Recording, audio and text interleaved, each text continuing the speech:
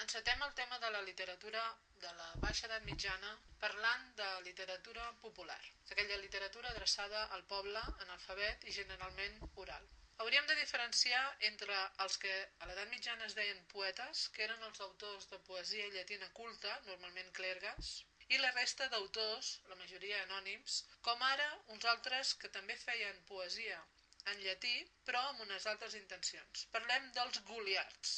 Els goliards eren un grup d'estudiants i clergues i monjos rodamons de l'Europa occidental als segles XI, XII i XIII, que recorrien les ciutats europees i anaven cantant poemes en llatí de tema profà, dedicats a les dones, a l'amor, al vi, la joventut, la primavera, cantats amb molta picardia als prostíbuls i tavernes. Les referències bíbliques i mitològiques als versos són constants, perquè és l'art d'una minoria culta que té formació retòrica i que utilitza aquesta formació per divertir-se. També fan poesia anticlerical. Alguns dels autors més coneguts són l'arxipoeta de Colònia o Walter de Chantillon, i alguns dels llibres que recullen les seves composicions són, per exemple, el Carmina Burana.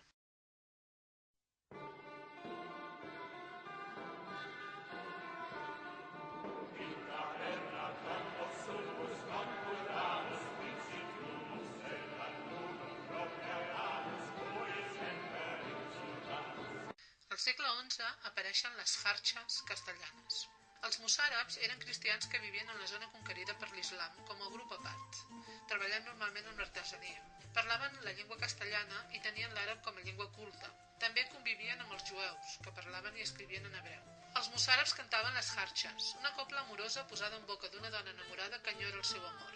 Potser eren cançons de taverneres, però van acabar posant-se al final de poemes més complexos, les moaxajas, de 5 o 6 estrofes, que eren més eròtiques i a vegades parlaven d'un amor entre homes. La gràcia de l'efecte poètic era el contrast entre la moaxaja culta, àrab i complexa, i la jarxa popular castellana i senzilla. Els poemes hebreus també les utilitzen, però traient el tema eròtic. Es van anar descobrint a partir de l'any 1948, però semblen escrites un segle abans que el poema del Miocid. Per tant, són la mostra més antiga de literatura romànica a l'Europa occidental. La protagonista, que és una noia, sent una gran pena perquè el seu habibi, que té significat d'amic, amat o espòs, triga a venir o a estar lluny, i el text barreja el castellà i l'àrab. Sembla que parli amb una altra noia o amb la seva mare. Acabaria sent imitada a les cançons d'amic galeco-portugueses. Normalment una jarxa consta de 4 versos i sempre és anterior a la composició de la moaxaja, sigui àrab o hebrea. La lletra amb la qual està escrita és àrab, per això van costar de descobrir.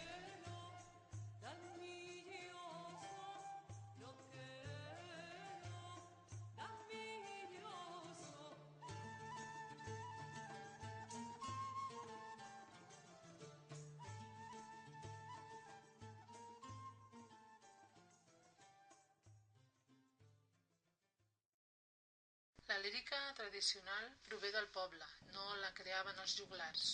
S'ha descobert la castellana a partir dels poemes conservats des del segle XV per autors cultes que posaven aquests poemes populars dins de la seva pròpia obra, com el Marquès de Santillana. També apareixen els cançoners, romancers i comèdies. Parlen de tota mena de temes, de jocs infantils, de la natura, i pertanyen al folklore de cada país.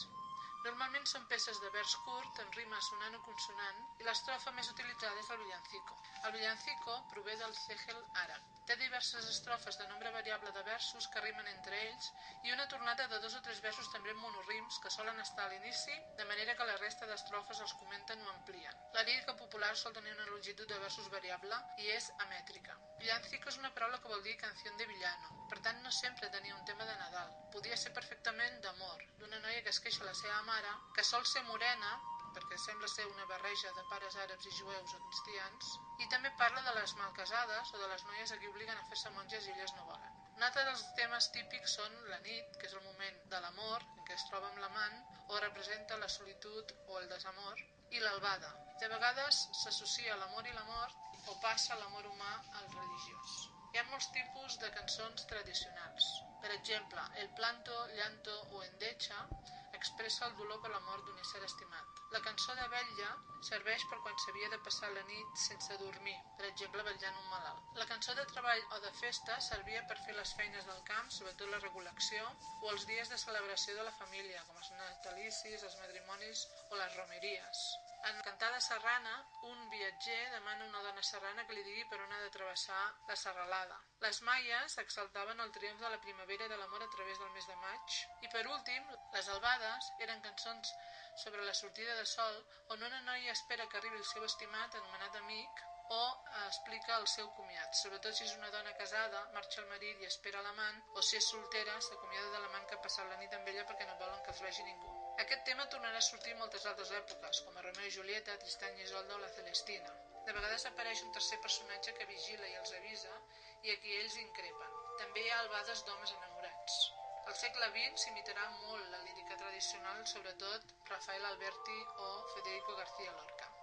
Pel que fa a la lírica tradicional catalana, també tenim poesia culta escrita en llatí i un exemple molt important que és el de l'anònim enamorat de Ripoll del segle XII. Un autor, del qual no sabem el nom, que era el monjo del monestir de Ripoll, fundat per Guifré el Pilós l'any 879, i que es dedica a fer uns quants poemes amorosos i eròtics, entusiastes i desinhibits, i amb una gran influència del poeta llatí Ovidi. D'altra banda, la lírica tradicional catalana també és com la castellana, i podem trobar mostres de cançons de bressol, cançons de pandero, cançons de bandolers. Normalment està recopilada en cançoners i serveix d'inspiració pels poetes de la poesia culta.